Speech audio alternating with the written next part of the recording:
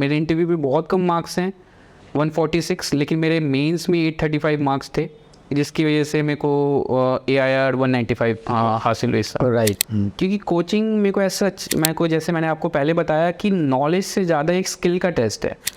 ये एक तरीके से बहुत क्लीशे हो जाता है, कोई बोलता है कि 14 घंटे ही पढ़ना होता है, कोई बोलता है 10 घंटे पढ़ना होता है। टाइप ऑफ एरोगेंस रहती है। जस्ट आप ग्रेजुएशन से आते हो कि नहीं मेरा फर्स्ट में नहीं तो सेकंड में हो जाएगा, सेकंड में तो थर्ड से ज़्यादा तो लेट होना नहीं चाहिए।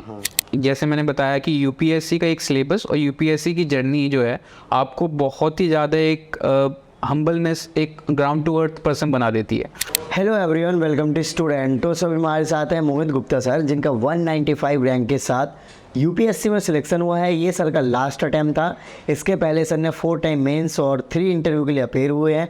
सो इनकी जर्नी काफ़ी स्ट्रगल भरी रही है, क्योंकि इतने टाइम तक आप मेंस लिख रहे हो, इंटरव्यू दे रहे हो और पूरी एफिशिएंसी के साथ तैयारी कर रहे हो। तो आज हम सर से डिस्कस करेंगे कि कैसे वो प्रिपरेशन वगैरह करते थे, कैसे वो सेल्फ मोटिवेट रहे, क्या स्ट्रेटजी फॉलो करी, ओवरऑल सारी चीज़ें हम डिस्कस करेंगे। सो अभी तक आपने चैनल को सब्सक्राइब नहीं किया तो चैनल को सब्सक्राइब कर लीजिए, इस वीडियो को लाइक करें।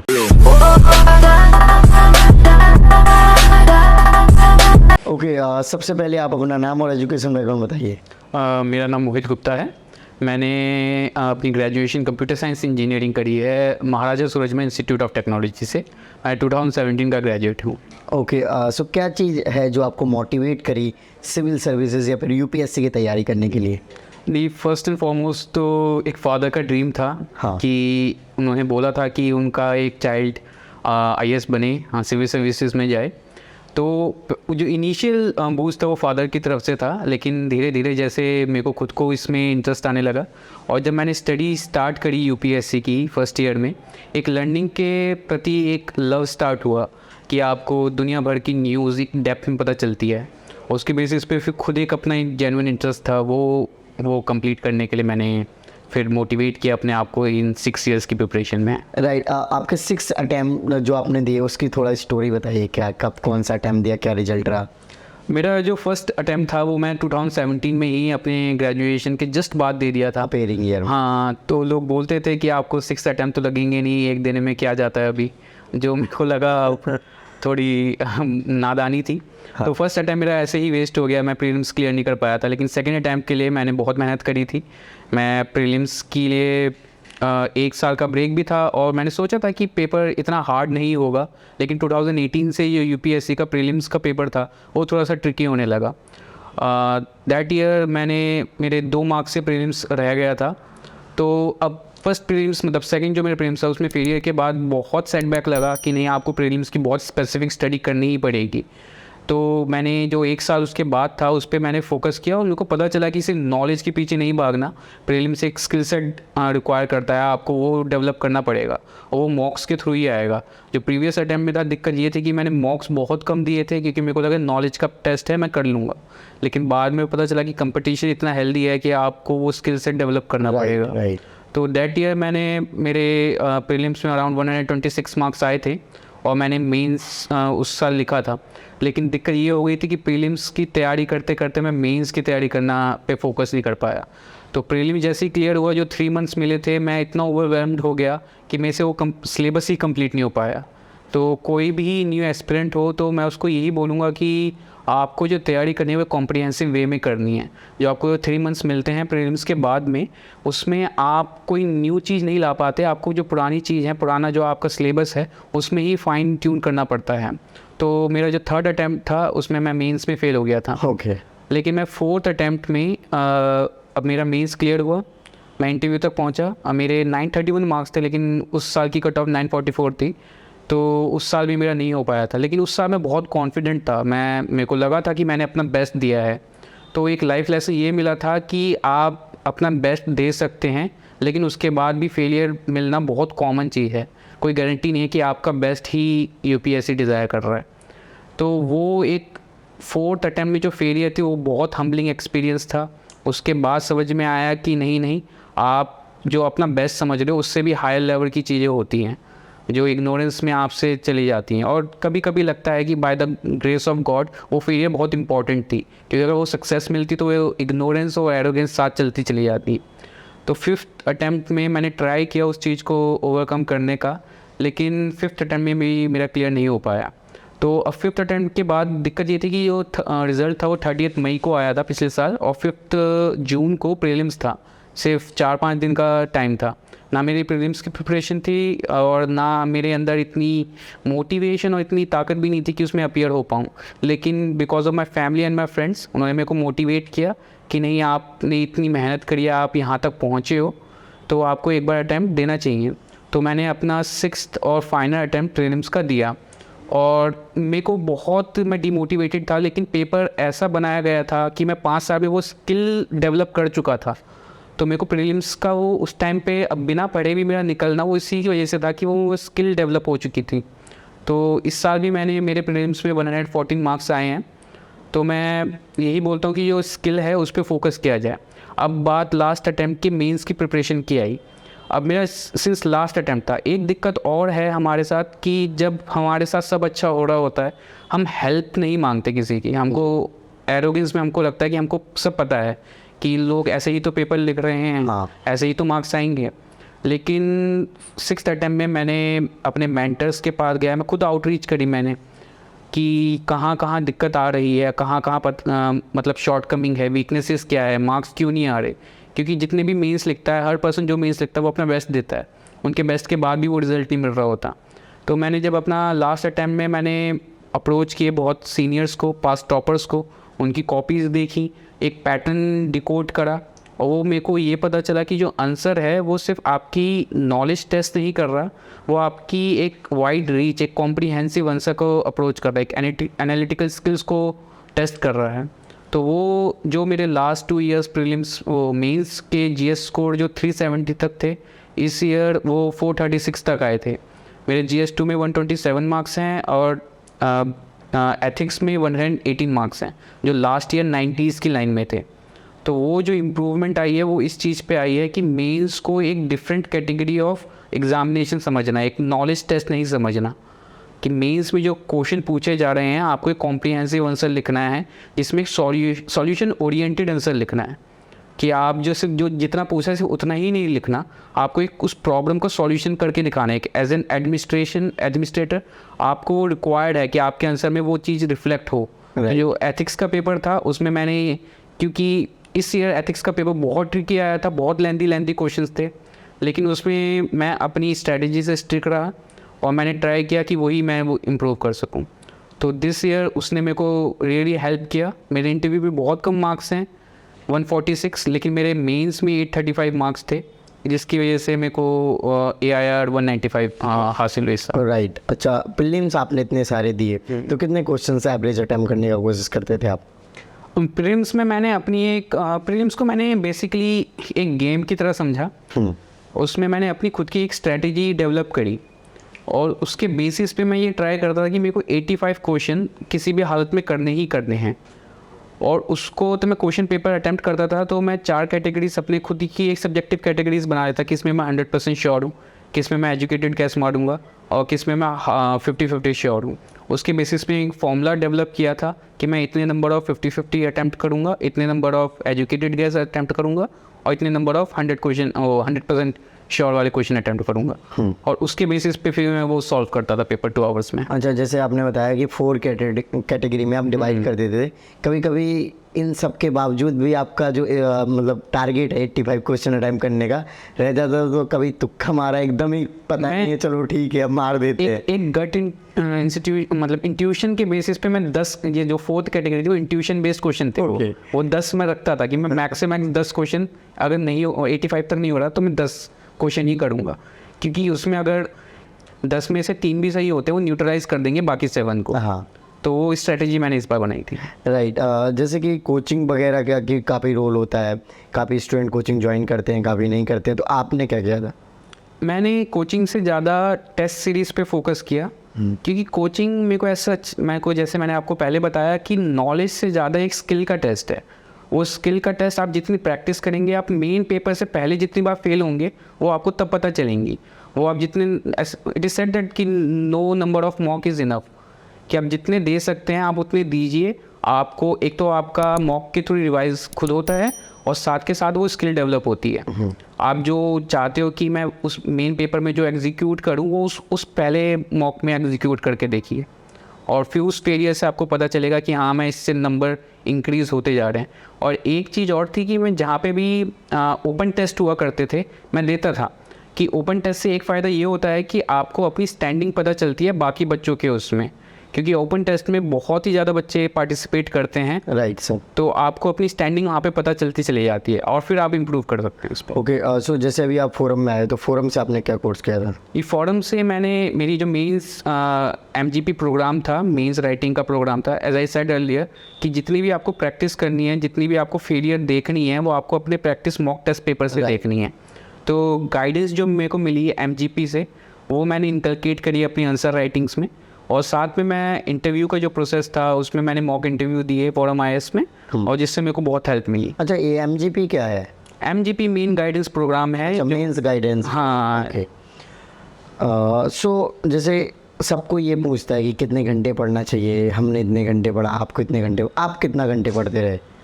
ये एक तरीके से बहुत क्लीशे हो जाता है, कोई बोलता है कि 14 घंटे ही पढ़ना होता है, कोई बोलता है 10 घंटे पढ़ना होता है, लेकिन बेसिकली आपको खुद को अपनी खुद की स्ट्रेटजी के बेसिस पे कोई टाइम निकालना होता है। हाँ। और वो टाइम क्वालिटी टाइम होना चाहिए।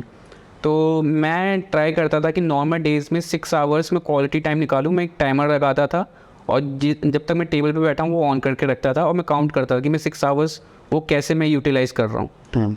तो मैं कहना चाहूँगा कि मतलब नॉर्मल डेज़ में 6 आवर्स, और एग्ज़ाम से 1-2 वीक्स पहले आप उसको स्ट्रेच करके 8 आवर्स तक कर सकते हैं। ओके, सो ओवरऑल अगर आपने बताया तो 6 to 8 hours in I think. अच्छा, इतने सारे जो आपने अटैम्प्ट दिए तो इनमें गैप कम रहता था, जैसा हालांकि आपने पहले बताया, तो क्या लगता है कि ये जो गैप कम रहता है कहीं ना कहीं अगले एग्ज़ाम का जो अटैम्प्ट होता है उसको ख़राब कर देता है, या फिर ज़्यादा इम्पैक्ट नहीं क्रिएट होता है? एज आई सेड अर्लियर कि आपको वो स्किल डेवलप करनी है, क्योंकि मेरे जो लास्ट के जो 2 प्रीलिम्स में अभी बिल्कुल टाइम नहीं था इसकी मैं प्रीलिम्स की फिर से वो प्रिपरेशन कर पाऊँ। लेकिन आपकी जो आप वो अगर स्किल पहले ही डेवलप कर लेते हैं तो आपको इतना टाइम नहीं लगता इक्विप होने से, न्यू नॉलेज से, करंट अफेयर्स से, किसी भी चीज़ से।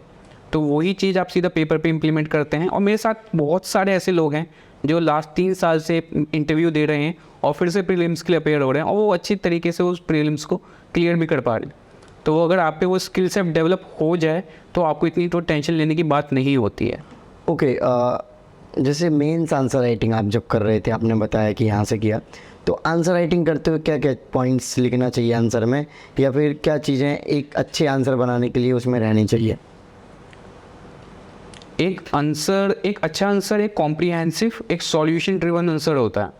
तो UPSC के अगर आप कोई क्वेश्चन पेपर देखेंगे, कोई क्वेश्चंस देखेंगे, वो एक क्वेश्चन किसी प्रॉब्लम के ऊपर क्वेश्चन है। अगर वहाँ पे वो एक्सप्लिसिटली भी कोई सॉल्यूशन नहीं मांग रहे हैं, आपको वो सॉल्यूशन प्रोवाइड करना है कंक्लूजन में। तो अगर मेरे को कोई स्ट्रक्चर करना हो तो पहली बात तो होती है कि कितने पार्ट्स हैं उस क्वेश्चन के, उस क्वेश्चन के हर एक पार्ट को अच्छे से आप एड्रेस करिए, उसमें वैल्यू एडिशन पॉइंट डालिए, हो सके तो एक बेसिक डायग्राम बनाइए, लेकिन लास्ट के टाइम पे आप एक सॉल्यूशन ज़रूर दीजिए। कंक्लूजन है वो बहुत एक अच्छी अपॉर्चुनिटीज़ है आपको उनको दिखाने के लिए कि आपका एक एडमिनिस्ट्रेटर टाइप माइंडसेट है। तो मैंने कंक्लूजन को, जो मैं बेसिक कंक्लूजन लिखता था उसको रिप्लेस करके मैं वे फॉरवर्ड लिखने लगा, और उसमें 3-4 अच्छे पॉइंट्स लिखने लगा, और उस पॉइंट्स को डिफरेंट डायमेंशन में मैं दिखाने लगा। टेक्नोलॉजिकल सॉल्यूशन क्या हो सकता है, इंस्टीट्यूशनल सॉल्यूशन क्या हो सकता है, लीगल सॉल्यूशन क्या हो सकता है, बिहेवियरल सॉल्यूशन क्या हो सकता है। राइट।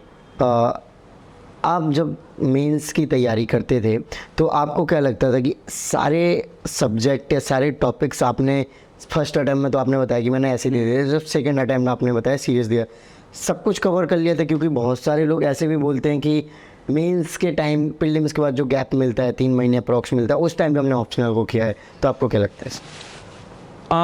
ऑप्शनल मेरा ऑप्शनल PSIR था। मेरे को बहुत अच्छा लगता था PSIR के ऊपर पढ़ना, और PSIR का मेरे को फ़ायदा एक ये लगा कि उसका बहुत सारा सिलेबस ओवरलैपिंग है GS पेपर से। जो तो मेरी जो प्रिपरेशन होती थी वो इंटीग्रेटेड प्रिपरेशन रहती थी। मैं ट्राई करता था कि जो पॉइंट्स, अगर मैं न्यूज़पेपर से कोई पॉइंट्स मिल रहा है तो उसको मैं अकॉर्डिंगली सॉर्ट आउट कर लूँ कि मैं वो उसे GS के थ्रू देखूँगा या फिर अपने ऑप्शनल के थ्रू देखूंगा।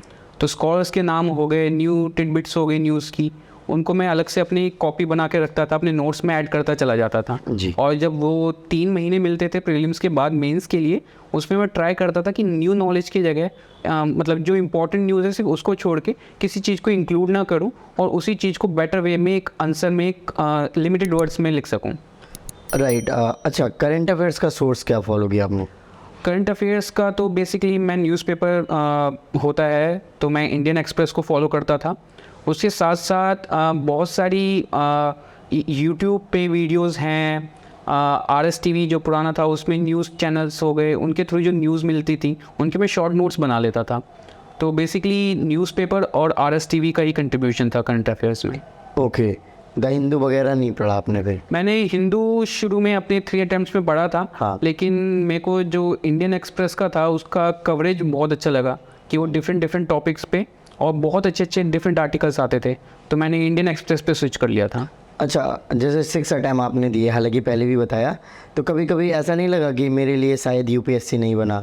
हाँ, ये मेरा 5th अटेम्प्ट में जब मेरे को फेलियर मिली तो मेरे दिमाग में था कि शायद मेरे बस की नहीं है, क्योंकि मैं मेंस लिखे जा रहा हूँ, मैं इंटरव्यू में अपीयर होते जा रहा हूँ और बाकी एक तो ये है कि आप बाकी अपने पीयर्स को देखते हैं, उनका सिलेक्शन हो चुका है, वो अपनी पोस्टिंग पे जा चुके हैं और आप स्टिल अपने घर पे ही बैठे हो, आप वही चीज़ें देख रहे हो। तो 5th अटेम्प्ट में तो मैं पूरा एक तरीके से डिप्रेशन में था कि शायद से नहीं हो पाएगा। तो जो 6th अटेम्प्ट में था तो फिर वही था कि this is my last attempt and last opportunity, मैं जितना दे सकता हूँ, मैं जिससे हेल्प मांग सकता हूँ और जितना इम्प्रूव कर सकता हूँ वो मैंने किया फिर। ओके।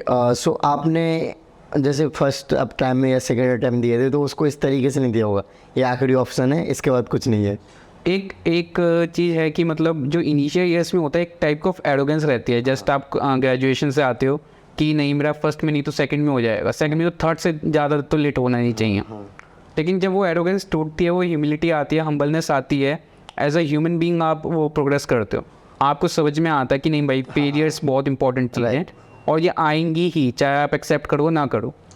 तो उसके थ्रू ही मैं 6 अटेम्प्ट तक वो मोटिवेशन मिली। ओके। तो बी प्लान का कुछ सोच रखा था कि अगर ये नहीं होता है तो ये करेंगे? कभी ऐसा मन में है कुछ? जी, बी प्लान तो मेरा था कि मैं एज एन इंजीनियर था, कंप्यूटर साइंस इंजीनियर था, मैं डिजिटल मार्केटिंग पहले करता था, फ्रीलांसिंग वर्क करता था। तो वो था ऑप्शन कि अगर फेलियर होती है तो उसी फील्ड में वापस जाऊं।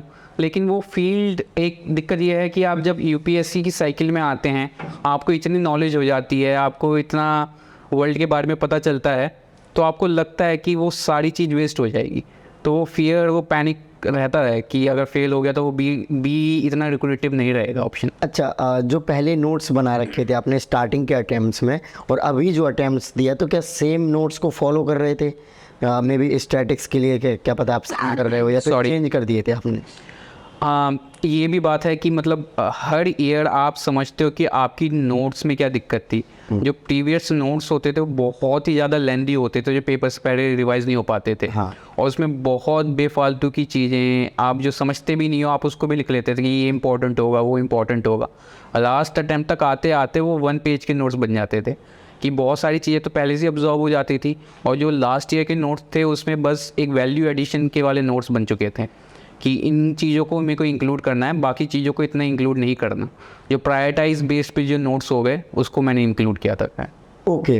अच्छा, जब आप एग्ज़ाम देने जाते थे, चाहे प्रीलिम्स हो चाहे मेंस हो, इतने सारे बार आप दिया, साल में ये एक होता है ना सीज़न चलते रहते, जैसे शादियों में जाने का सीज़न होता है तो आपका एग्ज़ाम देने का, तो कभी कभी क्या ऐसे मेट्रो में जा रहे या फिर रास्ते में जब जा रहे होते एग्ज़ाम के हॉल के बाहर भी पलट रहे हो, कभी ऐसा करते थे आप? ये UPSC में देखो मेरे को तो ये लगा कि एक हमेशा एक दिमाग में टेंशन होती है, या तो आप प्रिपरेशन की टेंशन लेके चलते हो या फिर आप रिजल्ट की टेंशन लेके चलते हो, तो इसके बीच में टाइम ही नहीं होता। Okay. तो जब भी मान लो जैसे मैं करोल बाग में कभी टेस्ट देने आता था, वो करने आता था, तो रास्ते भर में यही ट्राई करता था कि कोई टाइम वेस्ट ना हो। मैं न्यूज़पेपर हो गया, अपने फ़ोन में छोटे बहुत नोट्स हो गए, उसको रिवाइज करने का ट्राई करता रहता था। ओके। इतनी बड़ी जर्नी रही है, तो कभी आपका सर कोई लव पार्टनर या फिर गर्लफ्रेंड वगैरह बनी है? नहीं, आपने टाइम वेस्ट की बात करी है। वो अपॉर्चुनिटी मिल नहीं पाई, क्योंकि सीरियसली इसमें दिक्कत ये होती है UPSC की साइकिल में कि कम्युनिकेशन गैप बाकी लोगों से बहुत ज़्यादा हो जाता है। इवन आपके पेरेंट्स, आपके फ्रेंड्स वो चीज़ें नहीं समझ पाते, एक लेवल पे आपको मोटिवेट करते हैं, लेकिन वो आप बाकी लोगों से वो चीज़ें शेयर नहीं हो पाती, वो माइंडसेट शेयर नहीं हो पाता। हाँ तो वही लगता था कि एक बार ये पेपर क्लियर हो जाए, एक अटैम्प्ट में, 2 अटैम्प्ट में, उसके बाद मैं ये चीज़ों पे जाऊँगा, उसके बाद ये करूँगा, वो बॉटल ओवरफ्लो होने लगती है। राइट। अभी जैसे कि अभी जैसे कि रिजल्ट आ गया तो ये अपॉर्चुनिटी आई थिंक ज़्यादा आने लग गई होंगे, अब तो फ्री हो गए आप होप सो, देखिए आगे क्या करते हैं। राइट। रिवीजन के लिए मैं निमोनिक्स बना के रखता था, अपने शॉर्ट नोट्स बना के रखता था और उनके थ्रू मैं रिवाइज करता था। कोई निमोनिक्स याद हो तो एक आध बताइए। अब बिल्कुल रिवाइज नहीं हो पाता, अब बिल्कुल दिमाग में नहीं रहते। आज भूल गए सब, आज एग्जाम हो गया, जैसे रिजल्ट आया वो चीज़ें, वो बर्डन वो निकालना पड़ता है वो। तो अभी आप कैसा फील करते हैं पर्सनली, इतनी लंबी जर्नी के बाद सिलेक्शन हो गया? एक हैप्पीनेस से ज़्यादा एक सेटिस्फैक्शन, एक कंटेनमेंट होती है, एक रिलीफ होती है कि ओके, अब वो 6 साल की जो जर्नी है, जो आप पेन से गुजरे हो, जो आप डिप्रेशन से गुजरे हो, वो अब एक तरीके से ओवर हो चुकी है। और सबसे इम्पोर्टेंट चीज़ है कि आप अपने पेरेंट्स को प्राउड होते हुए देखते हो, तो वो बहुत अच्छा लगता है। तो आपको यस IPS मिल रहा होगा? हाँ, मेरी प्रेफरेंसेस वहीं पे बढ़ी हुई हैं, लेकिन अब देखिए वो क्या मिलता है। ओके, सो अभी उसके लिए तैयारी वगैरह स्टार्ट कर दी क्या, डोले सोले बनाकर थोड़ा सिंघम की तरह बॉडी? रिजल्ट अभी 2-3 दिन पहले ही आया है, और जो मैंने बताया फिजिकल फिटनेस भी, वो मैंने अपनी वो सी बॉटल में डाल रखा था कि पेपर क्लियर हो, फिर उस पर फोकस किया जाएगा। 6 ऐप बनाए जाए। 6 तो नहीं, मतलब लाइफस्टाइल में उस चीज़ को इंक्लूड करने का। अच्छा, मतलब क्या सोचा है कि मैं अगर ऑफिसर बन जाऊंगा तो मेनली इन एरियाज पे फोकस करूंगा? अब बेसिकली जैसे मैंने बताया कि यूपीएससी का एक सिलेबस और यूपीएससी की जर्नी जो है, आपको बहुत ही ज़्यादा एक हम्बलनेस, एक ग्राउंड टू अर्थ पर्सन बना देती है। आपको समझ में आता है कि हर एक पर्सन एक किसी ना किसी प्रॉब्लम से गुजर रहा है, किसी चैलेंज से गुजर रहा है, और वही एज अ पब्लिक सर्वेंट मेरे को लगता है वो एक इम्पॉर्टेंट फीचर है कि आप हर एक पर्सन से एम्पैथिकली वो एसोसिएट कर सकें, आप उनकी प्रॉब्लम को समझ सकें, rather than having a rigid mindset कि नहीं मेरे को सब पता है, कि मेरे पे पावर ऐसी हैं, मैं खुद कर सकता हूँ। आपको इम्पॉर्टेंट है कि आप उन पर्सन की हेल्प कर सको जिसके लिए आपको रिस्पॉन्सिबिलिटी दी गई है। राइट। जैसे अभी आपने पावर के बारे में बताया, तो जनरली लोग या फिर मैं भी कभी बात करता हूँ, सभी लोग पावर या भौकाल के लिए करना चाहते हैं। समाज सेवा तो सब ऐसे ही बोल देते हैं कि ठीक है, हमें समाज सेवा करना है, हमें लोगों के लिए करना है, दूसरा पैसा भी कमाने के लिए। तो आपके मन में पहले स्टार्टिंग के अटेम्प्ट्स में ऐसा रहता था? नहीं, शुरू का जो अटेम्प्ट होता है वो एक होता है कि आपको सोशल रिकॉग्निशन चाहिए। हाँ। आपको वर्ल्ड को प्रूफ करना है कि आप यूनिक हो, कि आप इतना हार्ड पेपर निकाल सकते हो। लेकिन जितनी मेरी लंबी जर्नी रही है, उसमें वो सारी चीज़ें रह के वो एक दूसरी चीज़, मतलब दूसरी इनेट फीलिंग्स आती हैं कि आपको दूसरों की हेल्प पहले करनी है। जैसे गांधी जी का डायलॉग है, if you have to find a meaning in your life, you have to give your life for the service of others. तो वही चीज़ मेरे को लगता है बहुत इंपॉर्टेंट है। राइट। सो बहुत सारे एस्पिरेंट प्रिपरेशन करते हैं और सभी का ये सपना होता है कि हम फर्स्ट या सेकंड अटेम्प्ट में सिलेक्शन ले जाएंगे, और जनरली करना भी चाहिए सभी के लिए। अदरवाइज़ आपको मैंने देखा, और मैंने और भी टॉपर्स को देखा जिनके ज़्यादा अटैम्प्ट्स हो जाते हैं, डेफिनेटली उनके अंदर हम्बलनेस आई जाती है। और एक्सप्लेनेशन आप बहुत अच्छा कर रहे हैं डेफिनेटली, मतलब पहले तो मुझे लग रहा था सब कुछ आप ही बताते कि कुछ पूछ भी पाऊँगा, नहीं पूछ पाऊँगा, तो ये चीज़ें तो आ जाती है। तो उन एस्पिरेंट्स को आप क्या मैसेज देना चाहेंगे जो फर्स्ट या सेकेंड अटैम्प्ट को टारगेट करते हैं? ये फर्स्ट और सेकंड अटैम्प्ट के लिए मैं यही बोलना चाहूँगा, यूपीएससी ने जो पेपर बनाया है बहुत सोच समझ के बनाया है। उनको एक पर्टिकुलर स्किल सेट चाहिए, उन्हें एक पर्टिकुलर पर्सनालिटी चाहिए, एक पर्टिकुलर मोरल पर्सन चाहिए। जब तक आप वो चीज़ें अपनी पर्सनालिटी में रिफ्लेक्ट नहीं कर पाएंगे, जब तक आप वो स्किल सेट नहीं दिखा पाएंगे, आपके लिए मार्क्स लाना बहुत ही मुश्किल होगा। इवन जो मार्क्स जो यूपीएससी की मार्कशीट के बाद आप देखते हो, जिसमें आप बहुत कॉन्फिडेंट होते हो, स्पेशली उसी में आपके मार्क्स कम आते हैं। राइट। तो इम्पॉर्टेंट ये है कि आप अपनी स्किल्स पे फोकस करिए जाए, आप अपने मोरालिटी, अपने प्रिंसिपल पे वर्क किया जाए, और इम्पॉर्टेंट है उस कंटिन्यू जो अपॉर्चुनिटी आपके पास है, जितने भी आपके पास अटैम्प्ट्स हैं, उसको अपना 100% दिया जाए। Okay, so thank you so much for your lovely message. Okay, so friends, आपने देखा कि इन्होंने अपनी जर्नी को काफ़ी अच्छे से शेयर किया, ओवरऑल सारी चीज़ें बताई। इनकी लाइफ में काफ़ी उतार चढ़ाव रहे हैं जो कि उन्होंने अर्लियर डिस्कस भी किए। सो आई होप कि आपको वीडियो अच्छी लगी होगी, तो इस वीडियो को लाइक करें। अभी तक आपने चैनल को सब्सक्राइब नहीं किया तो चैनल को सब्सक्राइब कर लीजिए। जय हिंद।